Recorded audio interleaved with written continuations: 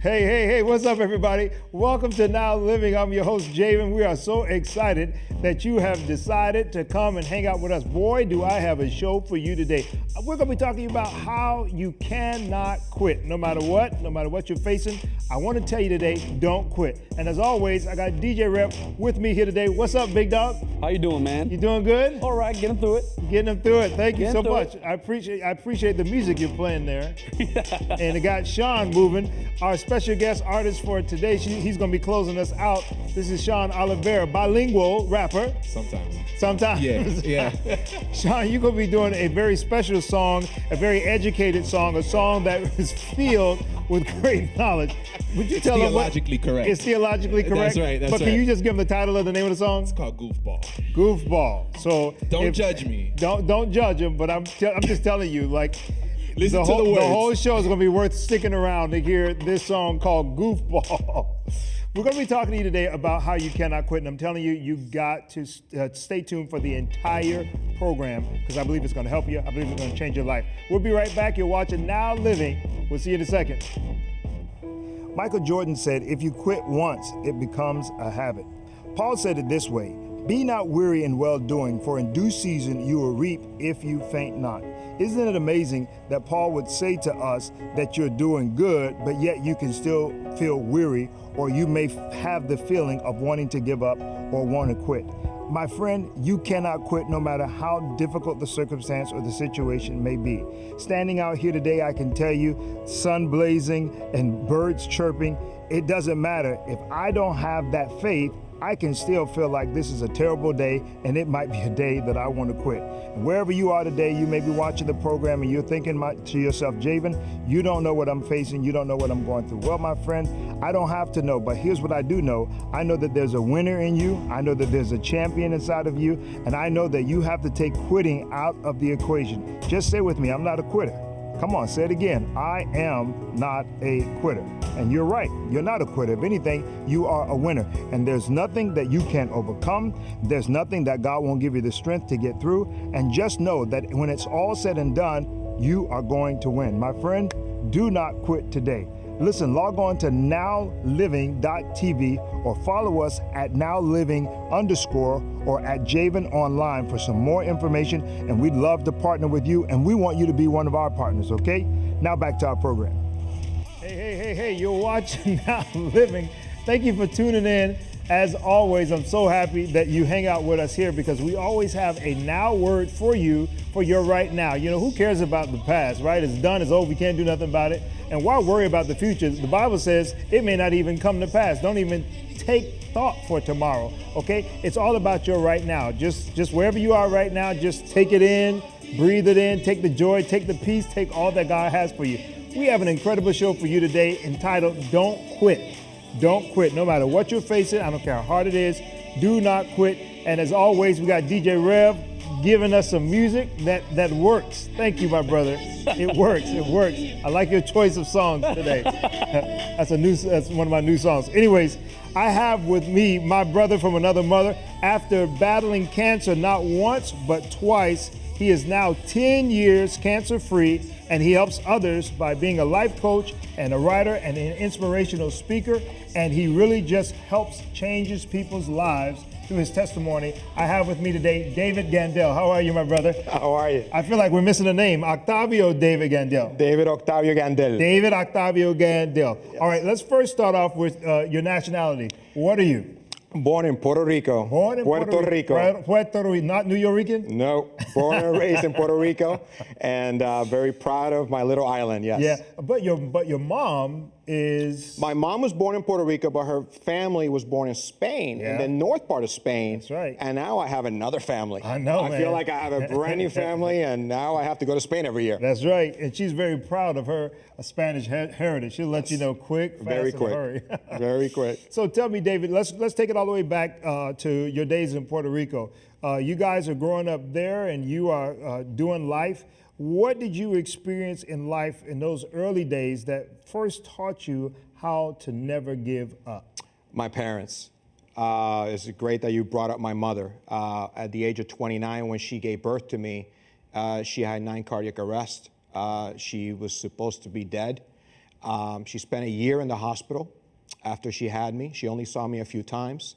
And my father and my family took care of me while she was in the hospital. And after leaving the hospital, doctor said to her, listen, just go home and be a mom. That's your job. Nope, not my mother. You know, I know her. She went to Ohio State University, go Buckeyes, and she went and got her doctorate in psychology. And still to this day, she has almost 50 patients a week that count on her. They're like kids, but they're in their 40s, 50s, whatever, but that's her ministry. Can you tell, will she get mad at us if we tell her age? Yeah, so no. So no you age. can't tell her. No age. But she has really, no matter the age, I'm telling you, this lady has more energy than most teenagers, right? She lives to the fullest. Yeah. She lives the now. Yeah. And tomorrow is never promised to her. She's now, and that is where my faith starts. I had a foundation from my mother and my father. At very young age, they said I can do all things. And okay, all right. And even when they said you couldn't do something, I said, well, you told me I could. So, you know, my parents built that foundation, you know, from a religious point of view, you know, but as a Christian. And you would need that later on in life. I didn't know how much. Yeah. So here you are doing modeling, doing hosting, MCing, you're traveling the world, you're doing your thing, and you get your first scare of cancer. Talk about that. At the same age my mom had me, at 29. Wow. The same year I get diagnosed with cancer the first time, it was 2004. And, you know, it was testicular cancer originally, Javen. And the doctor's like, oh, no, you know, it's testicular cancer, you know, many people have survived that. And then they called me back a week later. And we had talked. And the doctor said, well, Mr. Gandel, we need you back. So what? Tell me. They don't tell you anything. Yeah. We need you back in the office. And at that moment, they said, you have an immature teratoma. And I said, well, if it's immature, you should be fine. It's the opposite. It's terminal. There's case study after case study, an immature teratoma, when it spreads and it grows, there is no cure because it grows different types of cancers. It's not one, it's multiple. But thank God at that moment, it was encapsulated. They removed it, and they said it was fine. I just need to get checked up. But here's where God comes in, knocks on the door, and said, okay, now let's build a relationship. And, you know, to give you credit, because you're, you know, but I had met you before that. I met you in Tampa. And you had said to me in Tampa, David, you need to move because you are going to be, one day God's going to use you. And he's got bigger plans than you. And you're a big fish in a small pond here in Tampa. And I took your words to heart. Not hating on Tampa, by the way. I don't know why he's putting me out there like that. But it was the first time that I felt God, like I felt it in my, like a puncture. Right. And it was the first time that I had a sign that was physical, that you feel almost like a pain, like when you break something, that said, okay, you got my attention? Do I have your attention? And that was the first moment. And I did. I followed, you know, your advice. Made the transition. As a brother, I made the transition. I did not know that cancer was going to be in my life. By no means. I was 29 years old, healthy, long hair. I had everything going for myself. I was running multiple gyms. And all of a sudden, here comes this wake-up call. And you were there, thank God. And the biggest thing that I ever remember was that God just wanted to build a relationship. And you kept telling me, David, it's not about religion. It's not about this relationship with God. You need a relationship with God. You need a relationship with God. And that's when I literally just said, okay, let's talk. Let's talk. Why? The first question. So you start this relationship with the Lord. You start on this path. You think things are going to go good and that it's going to go up from here, surely, right? Because you finally answered the call to serve God. And it's always interesting, and it brings up a very, you know, we're talking about don't quit today. And it's always interesting because, you know, when you think you're committing your ways to God or doing God a favor, some people, you know, that it's all going to work out, it's going to be good, and everything's going to be fine. But then something else takes place a second time. You get a second blow. Yeah. Talk about that. It was 2 years, almost to the date. And what it was God was preparing me for the second battle. I wouldn't have survived the first battle if I had to fight it Okay. like that. Okay. So those 2 years were me getting back into speaking, getting back in front of people, sharing. I'm cancer-free. God healed me already. I was speaking those things, but at the end of the day, it was God preparing me for what was to come. The chemo was coming. The surgeries were going to come. All that was coming, but I wasn't ready in 2004. So the first one was a small, it was cancer surgery, but it was done. And Correct. you're thinking you're Kept good. my long hair. Kept your long hair, no chemo. You think you're good to go. I think I'm good. Okay. But those 2 years, man, did I get close to God. Did I rely on him for everything? Everything was happening in a way where he was opening doors for so many different things. I was getting back in the school system and speaking to kids about health and wellness using my testimony, And then in 2006, I started getting visions of me being skinny, me being bald, and chemo. Wow. The fear. Wow. The fear, like I always say to people, but fear will lead you to the blessing, man. I tell you. Yeah. So talk about getting that second diagnosis. I went to the doctor after modeling in a show in Orlando. I was already covered with cancer from my pelvic region to my chest. I had fought it different ways.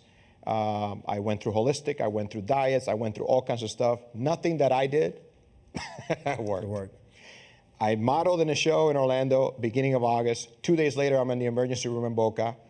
And that day, the doctor said, I don't even know how you're still alive. I don't even know how your organs haven't shut down. I have no idea how you're still standing. Wow. And we're going to need you to go immediately admit you to the emergency room. Because cancer is all from here to here, all spread over. all over, covered all my organs in a PET scan. So the PET scan was lit up, all the organ. You could not see one organ, Javen, not one. Stay right there. We're going to be right back. We're talking to you today about how you cannot quit. You're not going to believe how this story is going to end. So you got to stick around to hear the outcome and the scriptures and the things that David Octavio Gandel has stood on that has allowed for him to be here today saying 10 years cancer free. We'll be right back, my friend. You're watching Now Living right here on TBN. People ask me all the time, why do I do what I do? Well, the answer is simple. If it was not for the revelation and the faith of knowing that it's all about my now, I would have never made it. I've suffered many failures, made many mistakes, suffered abuse as a kid, and just right on down the list. But I learned a long time ago that it was just about seizing the moment of my now and thrusting myself forward no matter what. That even in my mistakes and my setbacks, that if I could just live in the now, that if I can just grab a hold of faith one more time in that now, it will give me just enough strength to make it. But isn't that what the Bible says? That his mercies are new every morning. And my friend, I want to challenge you to partner with us to be a part of the Now Living movement, the Now movement, to help us get this message out everywhere and anywhere that we can, to help encourage people that it doesn't matter what you've done, it doesn't matter where you've been, it doesn't matter where you're going, that all you have to do is seize your now and allow God to transform you by the renewing of your mind, and there's nothing too hard that you can't do. Because of this awesome revelation, we've opened the Now Center. We do things like SummerSlam Sport Camp for underprivileged children, and there's so many other programs that we partner with around the world to make sure that the Word of God goes forth and that it changes lives. Would you do me a huge favor? Would you log on to nowliving.tv and join our partnership today? Join us, help us make a difference. Follow us on social media at nowliving_, or follow us at Javen Online. We'd love to have you be a part of our Now family. God bless you. Hey, you're watching Now Living right here on TBN. I'm your host, Javen. Listen, it's always a pleasure to have you come and hang out with us. So please, anytime you know we're going to be on the air, come and join us, because there's always going to be a word, I promise you, a now word that's going to help you change your life, that's going to help you get on that right path in your now. Today we're talking about don't quit. Let me say this to you. If you're ever in the South Florida area, please stop by the Now Church. Log on to nowliving.tv and find out more information about how you can come and hang out with us at the Now Church. It's always a blast, just like the show. A lot of great people. DJ Rev is not there, but sometimes he comes. Sometimes you're there. Sometimes you're here today, right? Yeah, exactly. Are you enjoying today's show? I'm loving it. It's good, right? It's very good. Have you ever quit? No. Well, I've quit, but honestly, One there's times where Yeah. Sometimes it takes that dark, the dark moment to realize, You got to get back who's up, really at right? the light. Exactly. Yeah, so that's why we're so glad Yeah. David Octavio Gandel is here with us, motivational speaker, 10 times, I was going to say 10 times. Don't give me that much. No, 10 years, 2-time cancer survivor. You were talking about when you got that diagnosis the second time and how that cancer was literally all over your body, throughout your abdomen area. And you didn't know, at that point they were saying you got to come in for surgery. Pick up right there. Yeah, they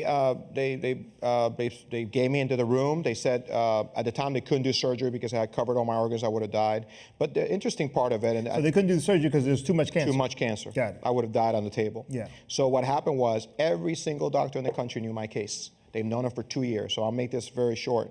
But nobody wanted to take my case. Why? Everybody said, you're dead. There's nothing we can do for him. One, we don't have a cure for what he has. And two, we don't even know what he has anymore because there's 4 different branches, 4 different tumors growing out of one tumor. So what ended up happening was prayer, a lot of prayer, you know that. Of course. And I was at the emergency room on a Friday night. The doctor's crying. The doctor's telling me, listen, David, we're going to start the morphine drip because we don't want you to have any more pain. And You were in pain? I was in pain. I was in a fetal position. I was, pretty much What did done. you look like at this point? Did you No, I lose was weight? or you 180 still- something. No, I was. So you're still regular? Yeah, I just finished modeling at a show. I was 180 something pounds. So nothing looks like anything's wrong? No, I'm Okay. still, Okay. big. But then what happened was the prayer was answered and the instrument appeared. Dr. Benedetto, who from Sylvester Cancer, called and said, what are you doing with the patient Gandel? Nothing. We started the morphine drip. We just How would he know to call you? Because I was a case study in 2004. So everybody knew that I had an immature teratoma. It's so rare, Javen. Got it. It was a paragraph in the oncology book. Now it's a chapter. Amen. I'm in the oncology book. I was gonna say, as you're a making case study, history. but I'm the only case study of the most grave case, the most rare case. But what's interesting about it, Benedetto called me and said, bring it. Okay, I'm all happy. I'm on morphine. I'm driving the 95 South. I get to the hospital, and he wasn't happy. He was just like, listen, we don't know. We're going to try something, Right. but we're in uncharted waters. Those are his words. And I said to him, well, guess what? God's going to heal me, and you're the instrument. And I wrote it in an envelope, and I said to him, You said that to him? I said that to him, and he looked at me like I was crazy. And I said, well, you're not the only one that's ever looked at me that way. I've been looked at me that whole life. Why? Because through life, I did crazy things. I went after things that nobody believed. I went after even basketball when nobody thought I had enough talent, and I made the team. Oh, come on.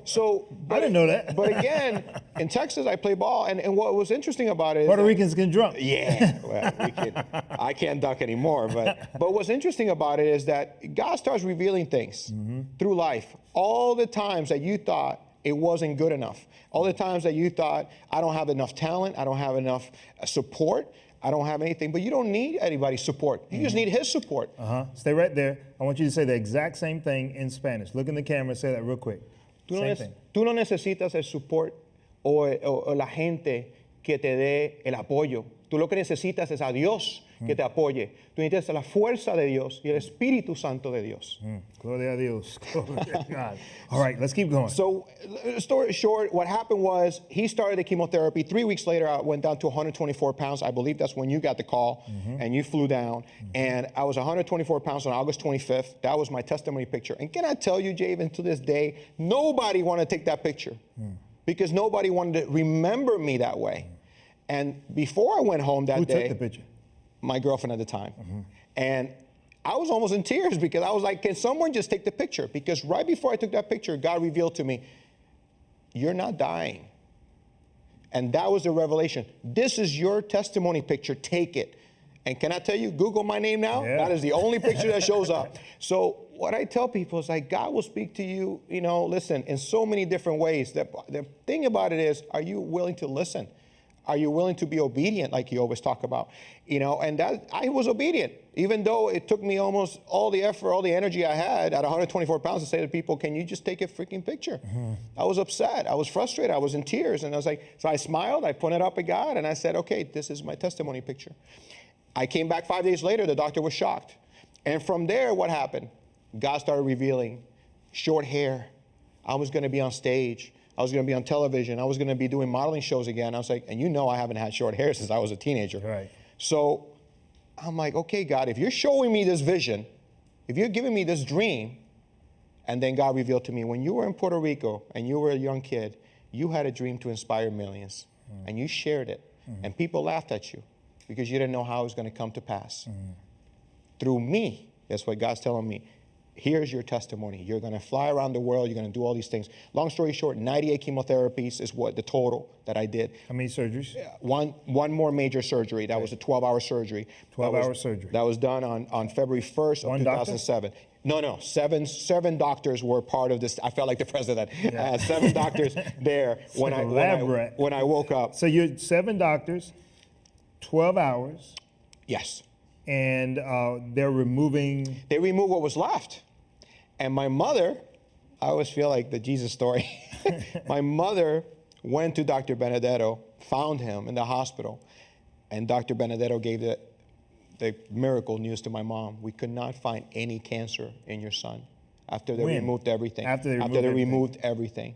So they took out all which this involved some of your organs and stuff? I removed the kidney. Yeah, I lost one kidney through the surgery, part of my colon, all my lymph nodes in my pelvic region. It's a whole case study. But they put me back together, they stapled me back, and they said, okay, you're up. And I got up the next day, the following day after surgery, and they had me stand up. Because they had to, because if not, they had you stand up because what? Because of the lungs, and you can't if breathe. you have to be able to. If not, your lungs get fluid. Are you conscious at this time? Barely. Barely. And you have staples going. Staples from here to here. Here to here. All the way down. Yes. Wow. Yes. And you at this point the cancer's gone? No. They haven't told you anything. I didn't know anything until later because I was still loopy. Out there. I was out when of it. you were going into the operating room, you were thinking what? I'm going to come out cancer-free, or you're afraid? I was listening to the surgeons tell me the same thing that my other doctors have said to me. This might kill you. Gotcha. I've heard this already for 7 months. And you knew that there was a chance either way. I felt that yes, but I also had confirmation from not just people like you, but other people in my life that has said God would never take you this far. Right. And this was one of the scriptures that I can say that you taught me is your life verse, Philippians 1:6. Says what? That he will complete. Yeah. Everything he starts, he will complete. Yeah. And that completion, this was it. This surgery was completed. The surgery I didn't want to have, the surgery I was scared to have, the surgery I said to people I'm never going to have to go through, that was the final completion. That's the completion of my cancer-free. You had to walk through the process in order to get to the promise. Yes. So, and as you've walked through that, can you sum up what you've learned through this entire, because this is a life-threatening process. You should have been dead. You know, people hear people say you should have been dead. You're a person that literally should have been dead. When you think over your entire process that you've gone through, and now that's been 10 years ago, when you look back on that, what is the one thing that you can say to people today, especially somebody that may have that scare or may have to go through that will keep you when you're faced at death's door? Purpose. Cancer led me to my purpose. So without cancer in my life, I would just be someone just working in gyms or modeling or doing whatever. That was not my purpose. My purpose came back when I was a kid, when I said, I'm going to inspire millions.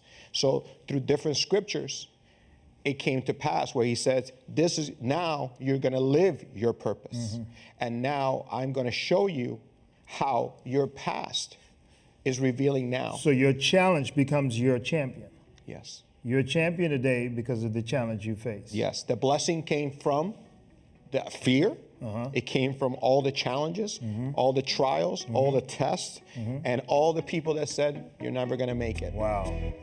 Amazing. Thank you so much, David, for stopping by Now Living and sharing such a powerful testimony. Wow, wow, wow. My friend, I don't know what you're facing today. Maybe you haven't had something as intense as David's experience with cancer, but maybe it's just something financial. Maybe it's something in your marriage or relationship or the lack thereof. But here's what I want you to know. Just like he just shared here today, you cannot quit. There's no need to quit. Your challenge actually is a part of your championship. As a matter of fact, in order for you to become a champion, you've got to face the challenge. Go through it, go through the process, you receive the promise, and the blessings will be yours. But it all starts right now. Thank you for joining us on Now Living. Log on to nowliving.tv, follow us on social media, and we look forward to seeing seeing you again. All right, taking us out, my boy Sean Oliveira. He's going to sing this incredibly smart song entitled Goofball. Yes. Come on, Sean, take us on Javen's out. favorite song. Yes, without All right. question. So, TBN, we're gonna get a little bit goofy, but don't judge me until you hear the words. Hey, I'm gonna teach Javen how to dance with this one. Hey. He ain't ready though, he ain't ready. Hey, all right, listen to the words. Yo, I said, I'm a goofball, I'm a goofball. If you didn't know, then I'm really about to school y'all. Yelling from the roof so that you can see the proof tall. Hollering at the moon, this is something like a wolf call. Yeah, I gotta praise them in La Noche. Bring it to the hood where I'm surrounded by them OYs. And they approach me, I'm thinking they could coach me. When they speaking foreign, I'm ignoring like no say. Hey, I even praise them in the broad day. Repping on the stage and I ain't care if they applaud me. Center of my love and I ain't caring what abroad say. Cause when I hit the gates, it only matters what the Lord say. And when I'm staring at him face to face, through the gates, cause I've chosen to embrace his grace, I would probably say, yo, God, you wanna play? But it's okay, cause he made me this way. Hey, I'm a goofball, I'm a goofball. Say what? I'm a goofball, I'm a goofball, I'm a goofball. See, this the part for y'all to dance. 3, 2, 1, let me see. I'm a goofball, I'm a goofball, I'm a goofball, I'm a goofball, I'm a goofball. Now let me stop. Yo. Okay, say, haters always hating cause they thinking they can rattle me. Step into me daily cause they thinking they can battle me. The war is done, but for fun, if you wanna handle this, meet me in Miami, boy, we'll take it up in Catalyst. But you better bring your notebook, blues clues. You don't really wanna freestyle, do you? And if you choose to, you can bring the crew too. I'll take them on and when it's done, I'll put it up on YouTube. Now you're flossing with them new things. I would rather have one direction than 2 chains. I see you looking at my Kool-Aids. And shout out to the boom, snap, clap for the new shades. And when it's done, I get my victory dinner.